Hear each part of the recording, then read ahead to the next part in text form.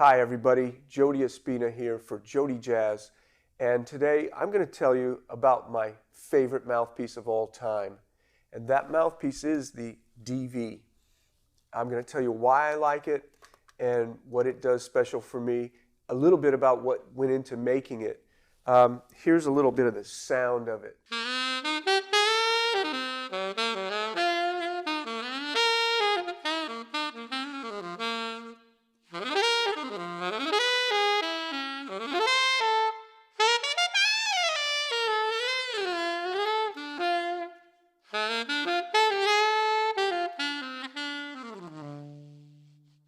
All right, so that is a little bit on the bright side.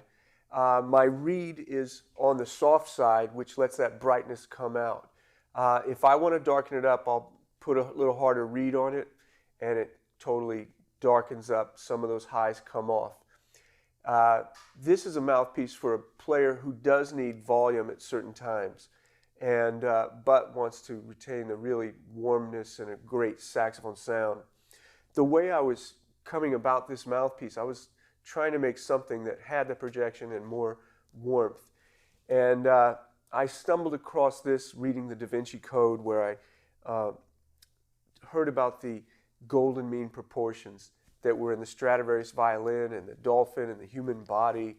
And so I tried to put that on a mouthpiece, and it led me to this secondary window. I cut this thing out below the reed, and as soon as I did that, it just put in the bottom. And you can't do it too much or you don't have enough support for the reed.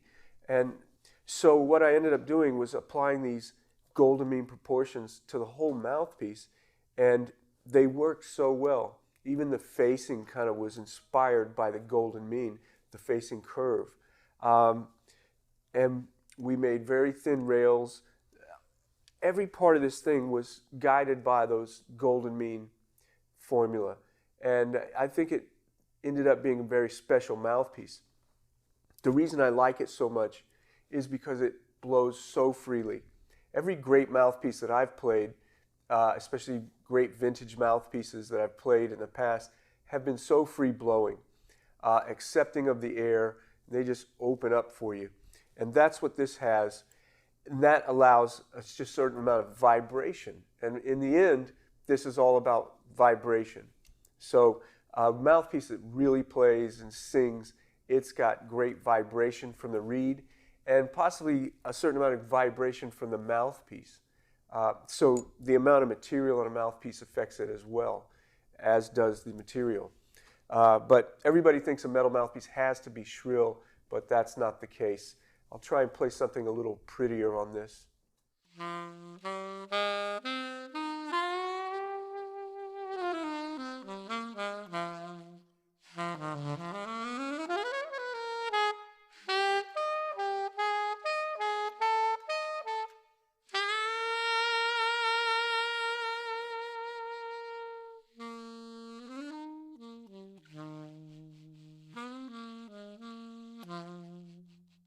All right, how much is that doggy in the window?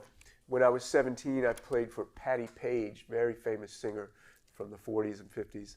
So that was cool. I had to go, arf, arf, after we sang. How much is that doggy in the window?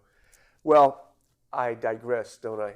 This is the DV Alto mouthpiece. I can't tell you how many people are just blown away every time they try it. Meyer players, any other brand, but players often who think they won't like a metal mouthpiece, and they are so surprised. They kind of like blown away. And if it's a little too bright for you, put a harder reed on it. It blows so freely that it needs a little harder reed. I guess I just wanted to give you some of my thoughts on the DV Alto, the JodyJazz DV Alto. Thanks a lot. Don't forget to subscribe and like. We really appreciate your comments below. This has been a fun journey on our social media and on YouTube, getting to know all the people who play JodyJazz or want to play. We invite you to try it. Thank you very much.